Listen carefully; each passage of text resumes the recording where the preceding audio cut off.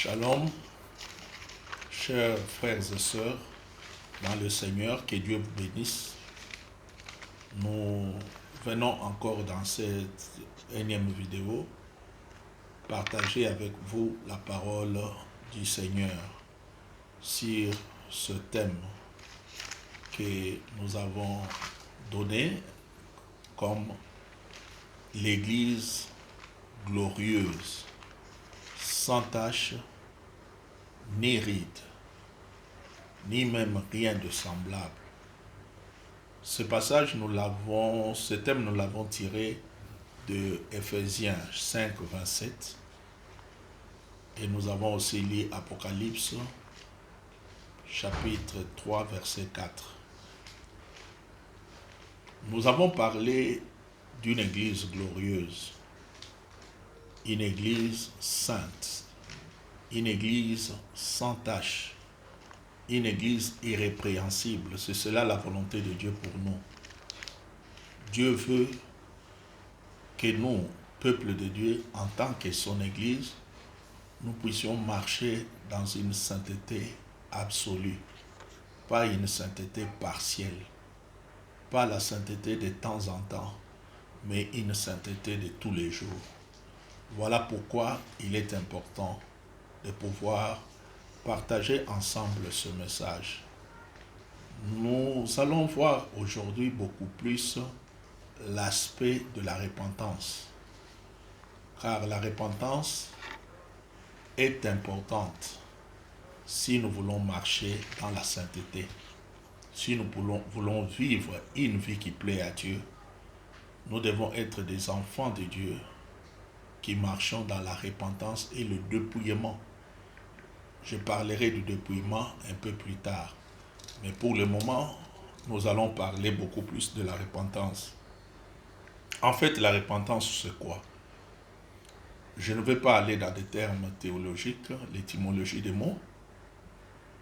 Je vais tout simplement dire que la repentance, c'est un changement. C'est une décision de changer, de regretter ce péché et de changer. C'est comme quelqu'un qui marchait sur une mauvaise voie et quand il se rend compte qu'il est sur une mauvaise voie, il prend la décision de prendre un nouveau chemin, un autre chemin. Et cette action-là, c'est ce que la Bible exprime par la repentance. Beaucoup de croyants, beaucoup d'enfants de Dieu pensent que la repentance, c'est quelque chose qui concerne que le païen. Pourtant, la repentance nous concerne tous en tant qu'enfants de Dieu. On ne peut pas marcher avec Dieu si nous ne menons pas une vie de repentance. Nous ne pouvons pas marcher dans la sainteté si nous n'avons pas une vie de repentance. Et quand nous parlons de repentance, il ne s'agit pas de n'importe quel type de repentance.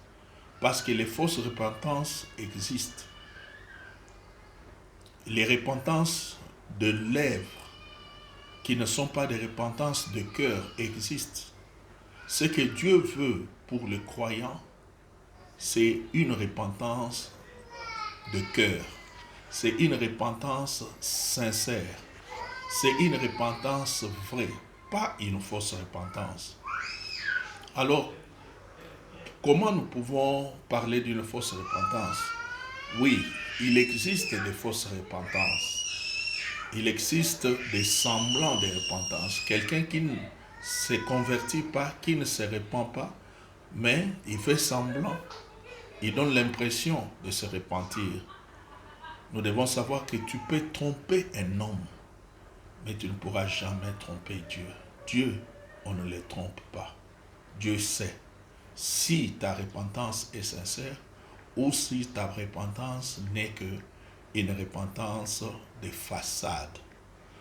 N'oubliez pas que dans la Bible, il y a des repentances que Dieu n'a pas acceptées, que Dieu a rejetées. Il y a des gens qui se sont repentis et Dieu n'a pas accepté leur repentance. Avant d'arriver là, j'aimerais qu'on nous lise d'abord un passage dans Proverbe Proverbe 28, 13. Je lis au nom de Jésus. Verset 13. Celui qui cache ses transgressions ne prospère point, mais celui qui les avoue et les délaisse obtient miséricorde. C'est ça la repentance. Avouer et délaisser pour obtenir miséricorde. Un enfant de Dieu, lorsqu'il avoue ses péchés devant Dieu, c'est avec un cœur, un profond regret, mais c'est aussi avec une décision de changer de vie. Dans Psaume 32, la Bible nous dit, Psaume 32, le verset 3, « Tant que je me suis tué, mes os s'est consumé. » Amen. Ça, c'est David qui parle. David dit, tant que je me suis tué, mes os s'est consumé. Tant qu'il a gardé le péché en lui, tant qu'il ne s'est pas repenti, tant qu'il a marché sur la voie du péché, ses os s'est consumé. Parce que le péché nous fait du mal. Le péché détruit l'homme. Pas seulement par rapport à l'éternité, mais aussi dans sa vie actuelle.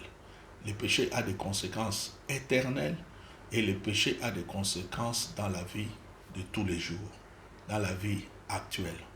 Dans la Bible, je disais tantôt que il y a des gens dans la Bible qui se sont repentis et dont Dieu n'a pas agréé les repentances.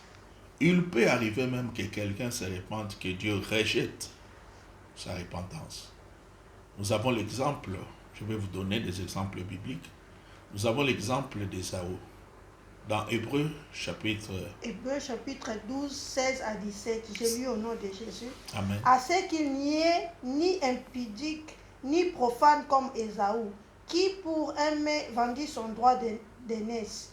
Vous savez que plus tard, voulant obtenir la bénédiction, il fut rejeté, quoiqu'il la sollicita avec larmes, car son repentir ne put avoir aucun effet. La Bible nous dit que le repentir d'Ésaü n'a eu aucun effet.